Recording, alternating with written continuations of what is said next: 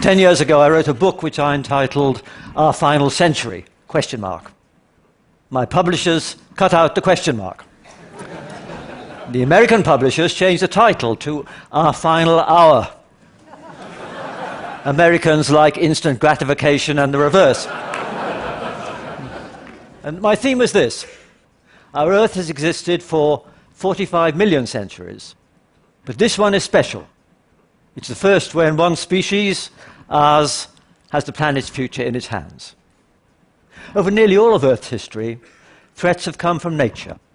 Disease, earthquakes, asteroids, and so forth. But from now on, the worst dangers come from us. And it's now not just the nuclear threat. In our interconnected world, network breakdowns can cascade globally. Air travel can spread pandemics worldwide within days. And social media can spread panic and rumor literally at the speed of light. We fret too much about minor hazards. Improbable air crashes, carcinogens in food, low radiation doses, and so forth. But we and our political masters are in denial about catastrophic scenarios. The worst have thankfully not yet happened. Indeed, they probably won't. But if an event is potentially devastating, it's worth paying a substantial premium to safeguard against it, even if it's unlikely, just as we take out fire insurance on our house. And as science offers greater power and promise, the downside gets scarier too. We get ever more vulnerable. Within a few decades, millions will have the capability to misuse rapidly advancing biotech, just as they misuse cybertech today. Freeman Dyson, in a TED talk, foresaw that children will design and create new organisms just as routinely as his generation played with chemistry sets. Well, this may be on the science fiction fringe, but were even part of his scenario to come about, our ecology and even our species would surely not survive long unscathed.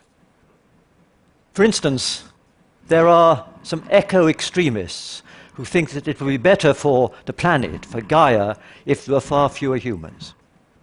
What happens when such people have mastered synthetic biology techniques that will be widespread by 2050? And by then, other science fiction nightmares may transition to reality.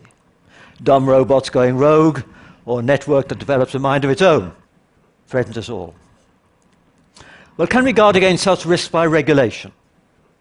We may surely try, but these enterprises are so competitive, so globalized, and so driven by commercial pressure that anything that can be done will be done somewhere, whatever the regulations say.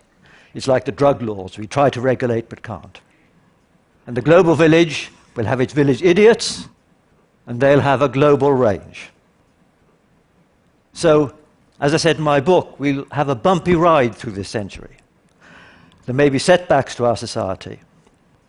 Indeed, a 50% chance of a severe setback. But are there conceivable events that could be even worse? Events that could snuff out all life?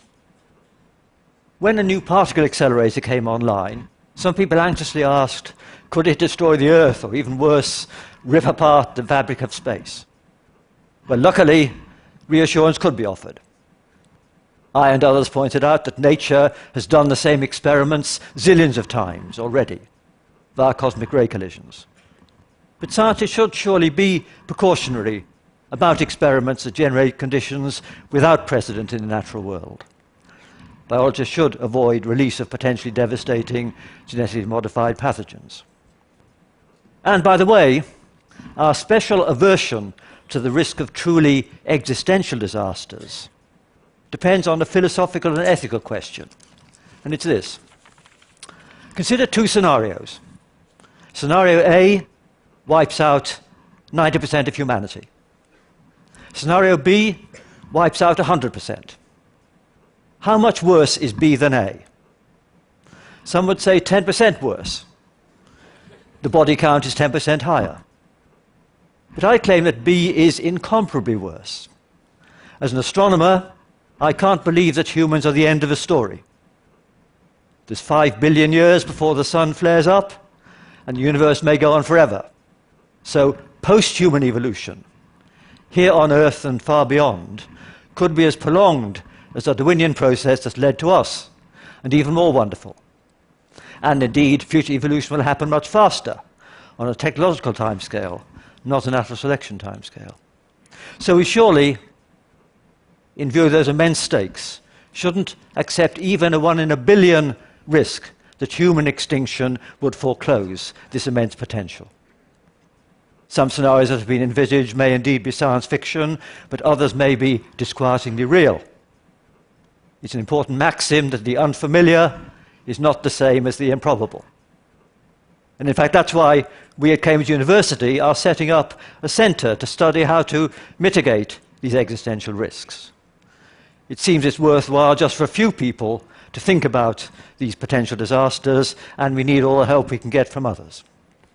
Because we are stewards of a precious pale blue dot in a vast cosmos, a planet with 50 million centuries ahead of it. And so let's not jeopardize that future. And I'd like to finish with a quote from a great scientist called Peter Medawar. I quote, "The bells that toll for mankind are like the bells of alpine cattle. They are attached to our own necks, and it must be our fault if they do not make a tuneful and melodious sound." Thank you very much.